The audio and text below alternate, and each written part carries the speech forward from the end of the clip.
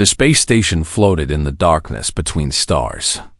It was called Terminus Prime, and it was home to thousands of aliens from hundreds of different worlds. Ships came and went every hour. Traders sold strange goods in the markets. Soldiers patrolled the hallways. Engineers kept everything running. And somewhere in the middle of all this, a young human woman named Kim Yuna stepped off a transport ship for the first time. She was 24 years old. She had black hair tied back in a simple ponytail. She wore the gray uniform of a maintenance worker. She carried one small bag with everything she owned. Yuna looked around the docking bay with wide eyes. She had trained for 2 years to come here. She had studied alien languages. She had learned about different species and their customs. She had passed every test, but nothing had prepared her for how small she would feel. The aliens around her were huge. A group of Velthari walked past, and each one stood over 8 feet tall. Their bodies were covered in hard shells like armor. Their eyes were black and cold. They did not even look at her. Behind them came the Morkai, who had 4 arms and skin like gray stone. They carried heavy cargo boxes like the boxes weighed nothing at all. Even the smaller aliens were impressive. The Fanari were only 5 feet tall, but they moved so fast that Yuna could barely follow them with her eyes. They seemed to appear and disappear like ghosts. Yuna took a deep breath.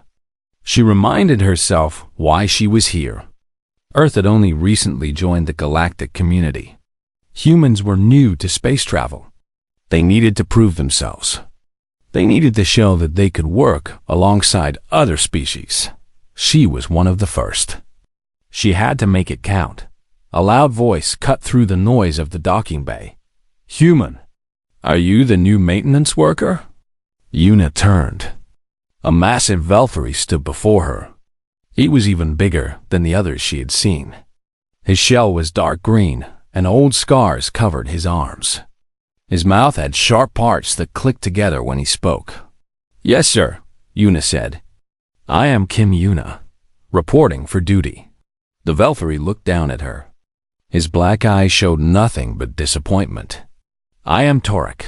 I am your supervisor." He made a clicking sound with his mouth. "They send me a human. Of all the species in the galaxy, they send me a human." Yuna kept her face calm. "I am a trained engineer, sir. I graduated top of my class." "Top of your class," Torek repeated. He said the words like they were a joke. "Do you know what humans are, little one? Do you know how the Galactic Index classifies your species?" "I have heard some things." "Tier 9, Torek said. The weakest sentient species ever discovered. No natural weapons. No armor. No poison. Slow reflexes. Bones that break like dry sticks." He leaned closer to her. "Your species is so weak that scientists were surprised you survived long enough to develop intelligence." Yuna said nothing. She had heard all of this before. During her training, instructors had warned her about how aliens viewed humans. They had told her to expect disrespect. They had told her to stay calm and prove herself through hard work. So that was what she would do. "I am here to work, sir," she said. "Just give me a chance." Torek stared at her for a long moment. Then he made that clicking sound again. "Fine. You will be assigned to sanitation. Cleaning. Nothing important. Nothing that requires strength or skill." He turned away. "Try not to get stepped on." He walked away without looking back. Yuna picked up her bag and followed the signs to the crew quarters. Along the way, she passed other workers. Most of them ignored her. A few looked at her with curiosity. 1 or 2 looked at her with something like pity. A Morkai worker stepped into her path. He was huge, with muscles like rocks and 4 arms that could crush metal. His name tag said Grath. "So you are the human?" Grath said. "The weakling. I am Kim Yuna. I do not care about your name." Grath smiled, showing teeth like broken stones. "I just want to see something." He reached out with one of his arms and pushed her shoulder. The push was not even hard by his standards. But Yuna was small and light. She flew backward and hit the wall behind her. Pain shot through her back. She gasped for breath. Grath laughed. Other aliens in the hallway laughed with him. "So weak," Grath said. "So fragile. How does your species even survive?" Yuna pulled herself up from the floor. Her back hurt. Her pride hurt worse, but she did not say anything angry. She did not try to fight. She just looked at Grath with steady eyes. "Are you done?" she asked. Grath seemed surprised by her calm voice. He grunted and walked away. Yuna continued to her quarters. The room was tiny. It had a small bed, a small desk, and a small window that looked out at the stars. Everything was designed for species much larger than humans. So the bed was too big and the desk was too high. Yuna sat on the bed and let herself feel tired for a moment. The journey from Earth had been long. The welcome had been cold. Tomorrow would be her first day of work, and she already knew it would be hard. But she was not going to quit. She stood up and moved to the center of the small room. She began to exercise. Push-ups first, then sit-ups, then the martial arts forms that her grandmother had taught her back in Korea. Her grandmother had been a tough woman. She had lived through wars and hard times. She always said the same thing. When life pushes you down, you get stronger. That is the Korean way. That is the human way. Yuna finished her exercises and lay down on the bed. Her muscles burned in a good way. She felt ready. She did not tell anyone about her exercise routine. She did not tell anyone about Earth's gravity, which was almost 3 times stronger than the gravity on this station. She did not tell anyone that every day of her life on Earth had been like training with heavy weights attached to her body. On Earth, she was average, normal, nothing special at all, but she was not on Earth anymore. She closed her eyes and slept. Tomorrow, she would show them what an average human could. 3 weeks passed on Terminus Prime. Yuna worked hard every day. She cleaned floors. She fixed small machines. She did all the jobs that nobody else wanted to do. Her supervisor Torek never gave her anything important. He still looked at her like she was a waste of space. But Yuna did not complain. She came early. She stayed late. She learned the station better than workers who had been there for years. She also made one friend. His name was Park Jinho. He was another human, a young man from Seoul who had arrived just a few days ago. He was assigned to a different team, but they ate meals together when they could. "How do you stay so calm?" Jinho asked one evening. "They treat us like dirt, like we are less than nothing." "Getting angry will not help," Yuna said. "We have to prove ourselves with actions, not words." "Easy for you to say. You have been here longer. You are used to it." Yuna smiled a little. "I am not used to it. I just choose not to let it break me." Jinho shook his head but smiled back. "You are strange, Yuna, but I am glad I am not the only human here." The next morning, everything changed. Yuna was working in a corridor near the lower docks when the alarms started screaming. Red lights flashed everywhere. A computerized voice spoke in a dozen languages at once. "Emergency. Hull breach in Section 7. Emergency. All personnel evacuate immediately." Yuna felt the station shake beneath her feet. Something had gone very wrong. She started running toward the emergency, not away from it. She did not think about it. She just moved. When she reached Section 7, she saw chaos. A cargo ship had crashed during docking. It had torn a hole in the station's outer wall. Emergency doors had slammed shut to stop the air from escaping. But something had gone wrong with the doors. 17 crew members were trapped behind the sealed door. Water from broken pipes was flooding the compartment. Through the small window in the door, Yuna could see them screaming and banging on the metal. She could see Jinho among them. A Fenari emergency coordinator was shouting into his communicator. "The door mechanism is jammed. We cannot cut through in time. The compartment will flood completely in 6 minutes." Other workers stood around looking helpless. Some were crying. Others were praying to gods. Yuna did not know. Yuna pushed through the crowd. "Is there a manual override?" The Fenari looked at her with shock. "You are the human. The cleaner. What are you doing here? Is there a manual override?" Yuna repeated. "Yes, but it requires lifting a counterweight. 3 tons. Our heavy lifting equipment is 20 minutes away. There is no way to show me where." The Fenari stared at her like she was crazy. "Did you hear me? 3 tons. You cannot possibly. Show me where. Now." Something in her voice made the Fenari stop arguing. He pointed to a panel in the floor. Yuna ran to it. She grabbed the edges of the panel cover and pulled. The metal bent in her hands and came free. The Fenari made a sound of surprise. That cover was bolted down. It should have required special tools to remove. Yuna dropped into the maintenance shaft below. It was dark and cramped. Pipes ran along the walls. At the far end, she saw the manual override system. It was simple but brutal. A massive counterweight hung from chains.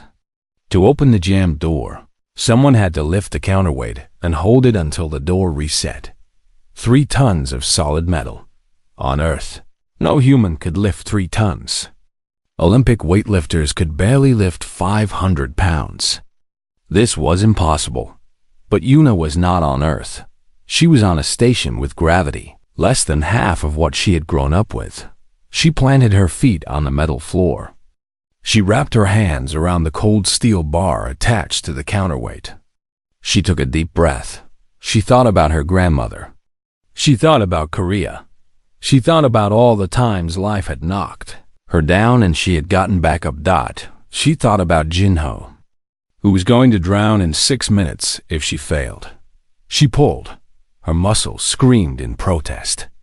Fire burned through her arms and back and legs. She felt like her bones were going to break. She felt like her heart was going to explode. The counterweight did not move. Yuna screamed and pulled harder. Something cracked beneath her feet. The metal floor was bending under the pressure of her stance. Small lines appeared in the steel like spider webs. The counterweight began to rise. Inch by inch, centimeter by centimeter. Yuna lifted 3 tons of metal with nothing but her own body. Above her, she heard shouts of disbelief. The jammed door was opening. The trapped crew members were escaping. She heard splashing water and crying voices and Jinho yelling her name, but she could not hold the weight. Her grip was slipping. Her strength was failing. If she let go now, the door would slam shut again. Some people might still be inside. So Yuna did the only thing she could think of. She dropped the counterweight and threw her body forward. She jammed herself into the small gap in the mechanism. Her body became a wedge, a block, a human piece of metal holding the system open. The weight pressed down on her. She felt ribs crack. She felt pain like she had never felt before, but she held. She held as the last crew member escaped. She held as rescue workers finally arrived with proper equipment. She held until someone pulled her free, and she fell into darkness. The last thing she heard was Jinho crying her name. Then everything went black. Yuna opened her eyes slowly. Everything was white. White ceiling, white walls, white sheets on the bed beneath her. For a moment, she thought she was dead. Then the pain came, and she knew she was alive. Her whole body hurt. Her ribs felt like broken glass inside her chest. Her arms and legs were wrapped in strange bandages that glowed with soft blue light. Medical machines beeped quietly beside her bed. She was in the station's medical bay. "You are awake." Yuna turned her head carefully. Jinho sat in a chair beside her bed. His eyes were red from crying. His clothes were still damp from the floodwater. "How long?" Yuna asked. Her voice came out rough and weak. 14 hours. The doctor said you almost died. Jinho's voice shook. "Yuna, you saved us. You saved all 17 of us. Everyone made it?" "Everyone?" "Because of you." Yuna closed her eyes and let out a breath. The pain was bad, but the relief was stronger. She had done it. She had saved them. Jinho leaned forward. "Yuna, I have to ask you something. What you did down there, that should have been impossible. Humans cannot lift 3 tons. Nobody can lift 3 tons without machines. But you did it. And the floor. They showed me pictures. You cracked the steel floor just by standing on it. The metal split under your feet." Yuna did not know what to say. She had never thought about her strength before. On Earth, she was normal, average. She could not do anything special. But this was not Earth. Before she could answer, the door to the medical bay opened. Torek walked in. The big Velthary looked different than before. His face, which was always hard and cold, now showed something else. Yuna could not read his expression. It might have been confusion. It might have been fear. "The footage has been reviewed," Torek said. His voice was quiet. "Security cameras recorded everything. We have watched it many times. Scientists have analyzed it." He stopped beside her bed and looked down at her. "You lifted 3 tons, he said. You cracked steel floor plating with the pressure from your legs. You held a mechanical system open with your bare hands until rescue arrived." He paused. "The Galactic Index says humans are Tier 9, the weakest species. But you—" "I am nothing special," Yuna said. "On Earth, I am completely average." "Average," Tarek repeated. The words seemed to confuse him. Earth's gravity is different. It is almost 3 times stronger than the gravity here on this station. Torek was silent for a long moment. Yuna could see him thinking. She could see him doing math in his head. "Every human," he said slowly. "Every average human grows up under those conditions?"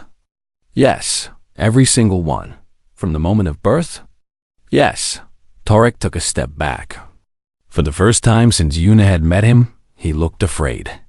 "Your bones," he said. "Your muscles. Your heart. Everything about your body developed under gravity that would crush most species.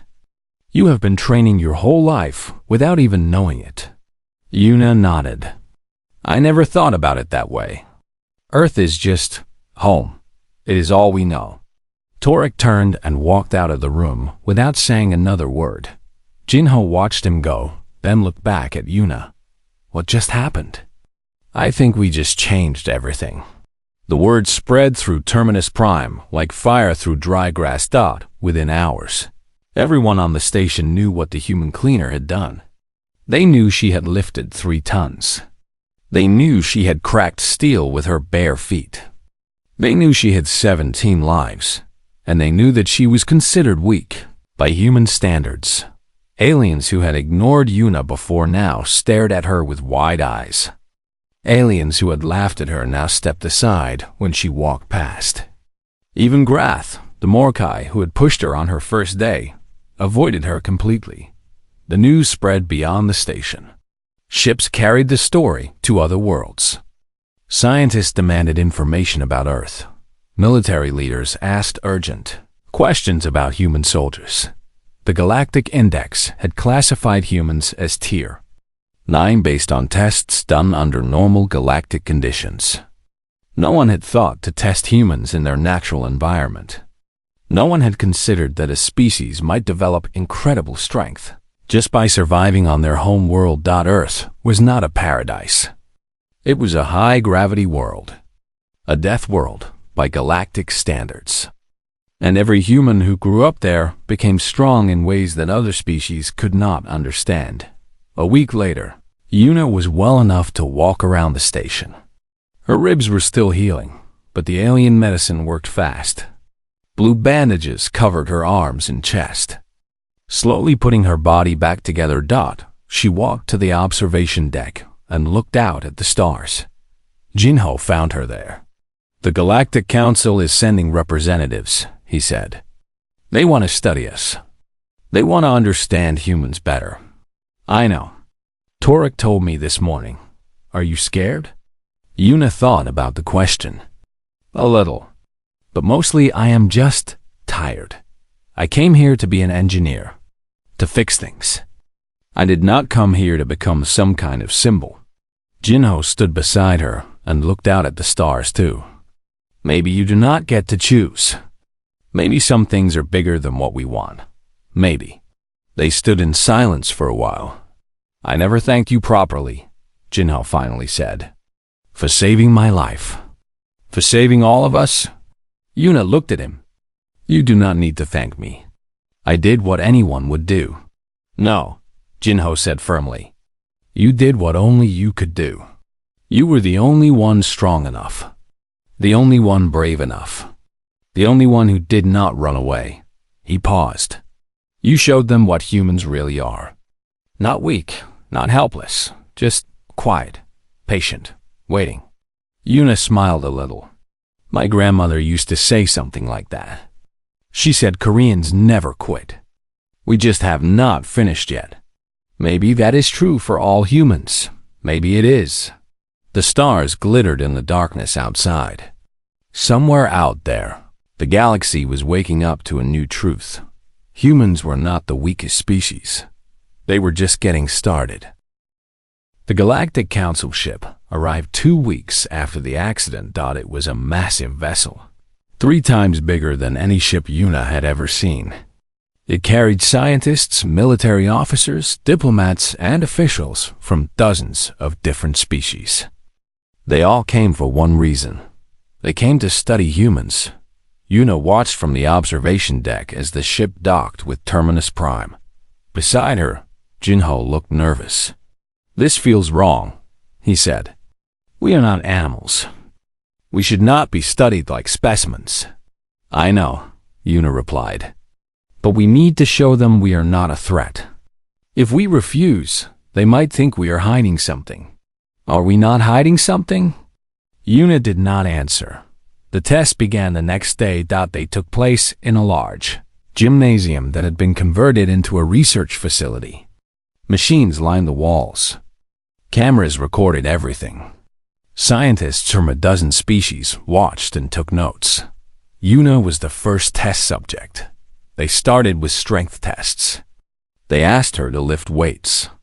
They increased the amount slowly. 10 pounds, 50 pounds, 100 pounds, 200. Yuna lifted everything they gave her. "More," she said. They kept adding weight. 300 pounds, 400, 500. Yuna's arms shook, but she did not stop. The scientists whispered to each other. They checked their machines. They ran calculations. "This is impossible," one of them said. "She should not be able to lift half this weight. Her muscle mass is too small. Her bone structure is too light. Adjust for gravity differential," another scientist replied. "Our home world has gravity of 1.0 standard units. This station operates at 0.4. More whispering. More calculations. If that is true, if all humans develop under such conditions..." They moved on to endurance tests. They asked Yuna to run on a machine that measured her speed and stamina. She ran for 5 minutes, then 10, then 30. After an hour, the scientist told her to stop.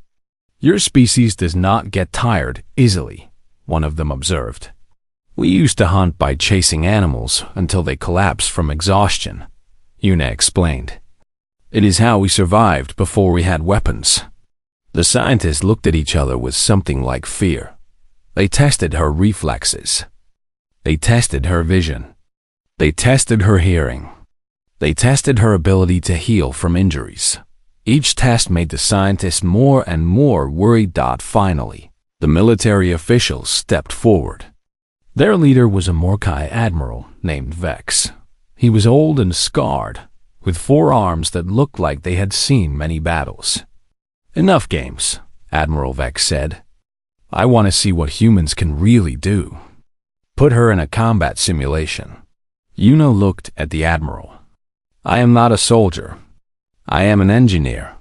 I do not care what you call yourself. I need to know if your species is a threat. And if I refuse?"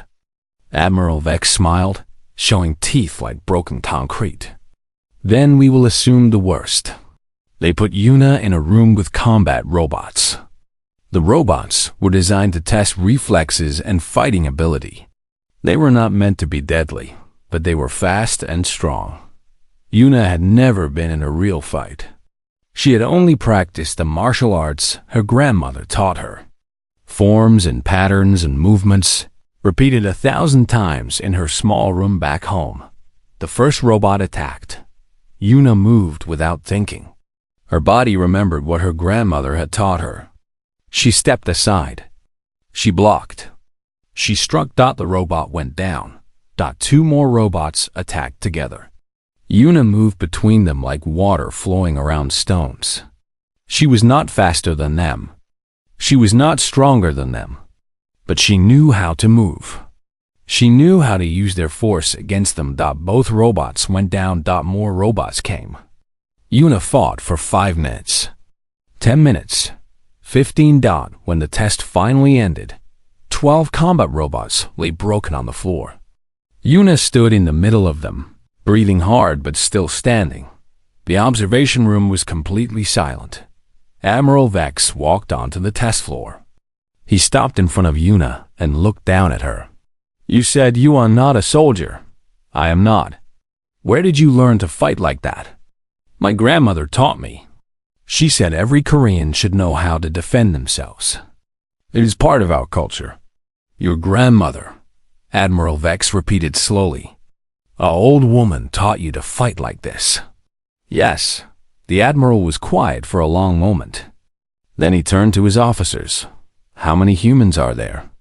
8 billion on their home world, an aide answered, with new colonies being established in several star systems. 8 billion. The words hung in the air like poison. Jinho stepped forward. He'd been watching from the corner the whole time. "Admiral," he said, "may I speak?" Vex looked at him with cold eyes. "Another human. What do you want? You are afraid of us. I understand. We are stronger than you thought. But think about this. Humans have had space travel for decades. We have met dozens of species. We could have attacked anyone at any time. We could have started a war of conquest." Jinho gestured at Yuna. "Instead, what did we send into space? Engineers, scientists, diplomats, teachers, people who want to build things, not destroy them." He paused. Yuna could have let those crew members die. Nobody expected her to save them. Everyone thought she was too weak to help. But she nearly killed herself to save 17 strangers. Aliens who had treated her like garbage. She saved them anyway. Jinho stepped closer to the admiral. "Is that what a threat does? Is that how monsters behave?" Admiral Vex said nothing for a long time. His 4 arms hung at his sides. His scarred face showed no expression. Then, slowly, he nodded. "You make a fair point, human." He looked at Yuna again. "The Galactic Council will need time to discuss this. Your species will be reclassified. How that classification reads, that will depend on what we decide about your nature." He turned and walked away. Yuna let out a breath she did not know she had been holding. Jinho came to stand beside her. "You are amazing," he said quietly. "I was terrified." Yuna admitted, "That is what makes it amazing." They walked out of the test facility together. Outside, the station continued its normal routine. Ships came and went. Aliens hurried to their jobs. Life went on, but something had changed. For the first time in galactic history, humans were being seen for what they really were. Not weak, not fragile, not helpless, not just quiet, just patient, not just waiting for the right moment to show their true strength. The Galactic Council debated and argued and fought about what to do with humanity. Some species wanted to isolate Earth completely. They said humans were too dangerous. They said letting humans spread through the galaxy was like releasing predators into a garden of peaceful animals. Other species disagreed. They pointed to human history. Yes, humans had wars. Yes, humans could be violent. But humans also built hospitals. They created art and music. They risked their lives to save strangers. They were complicated, just like every other species. Una did not participate in these debates. She was too busy. After the tests, the Galactic Council had asked her to stay on Terminus Prime as a consultant. They wanted her help understanding human behavior. They wanted to know why humans acted the way they did. Una agreed, but only on one condition. She wanted to keep working as an engineer. I did not come to space to sit in meeting rooms, she told the council representatives. I came here to fix things. That is what I am good at. That is what makes me happy. They did not understand, but they agreed. So Una split her time between two jobs. Half of each day, she met with scientists and diplomats and answered their endless questions. The other half, she worked in the maintenance sections, fixing machines and keeping the station running. Torek was no longer her supervisor. He had been promoted to a different position, but he still found time to visit her sometimes. I owe you an apology, he said one day, standing beside her while she repaired a broken air filter. Una looked up at him. The big Velthari's face was hard to read, but his voice sounded sincere. I treated you badly when you first arrived, Torek continued. I judged you by your size, by what I assumed you could not do. I was wrong. You were not completely wrong, Una said. I am small. I am softer than your species. Those things are true, but they do not tell the whole story. No, they do not. Torek was quiet for a moment. May I ask you something? Of course. Why did you save those people? The ones in the flooding compartment. Many of them had treated you poorly. Grath was among them. He pushed you on your first day. He laughed at you. Why did you risk your life for someone like that? Una thought about the question. She had been asked this many times over the past 3 months. By scientists. By diplomats. By reporters from alien news services. Everyone wanted to understand why she had acted the way she did. My grandmother used to tell me a story, Una finally said. When she was young, Korea was divided by war. Her village was caught in the middle. People were starving. People were dying. And one day, a soldier from the enemy side was found wounded near her home. Torek listened without speaking.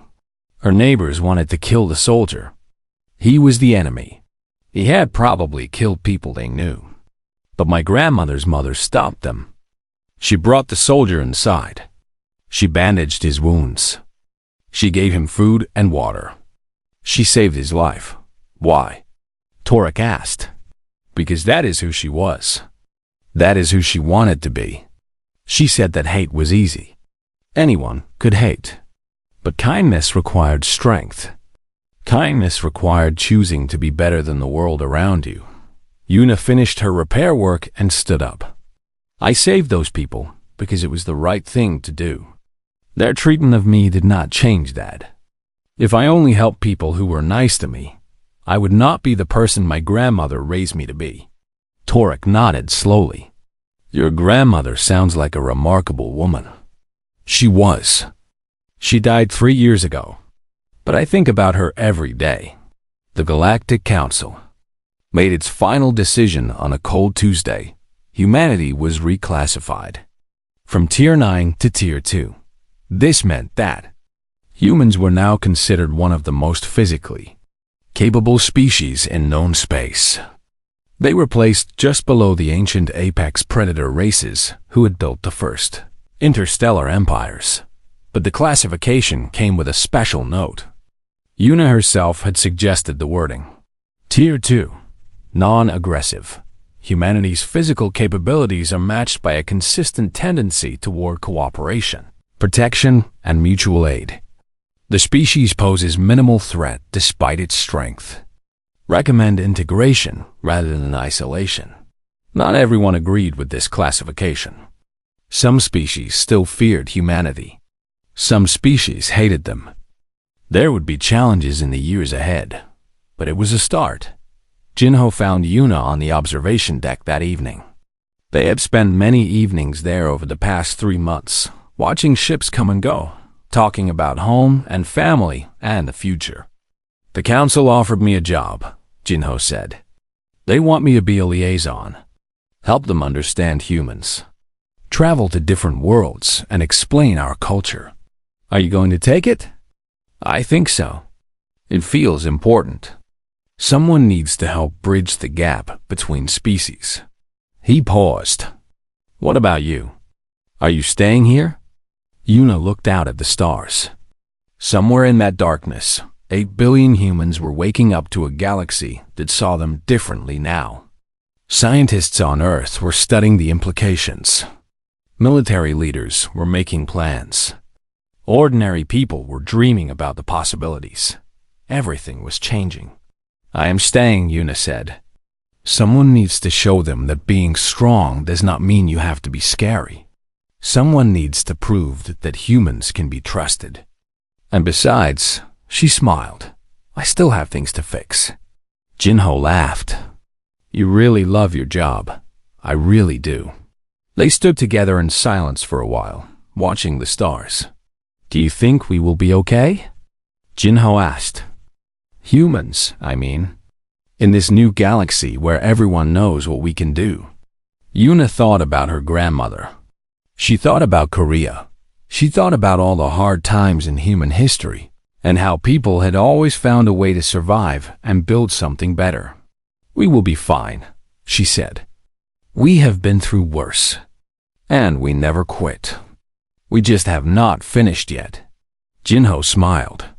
That sounds like something your grandmother would say. It is. They watched the ships come and go for another hour. Then Jinho left to prepare for his new job. And Una went back to work. There was always something that needed fixing. There was always someone who needed help. And as long as that was true, Kim Una would be there. Just a small human. Just an average engineer. Just quietly changing the galaxy, one repair at a time.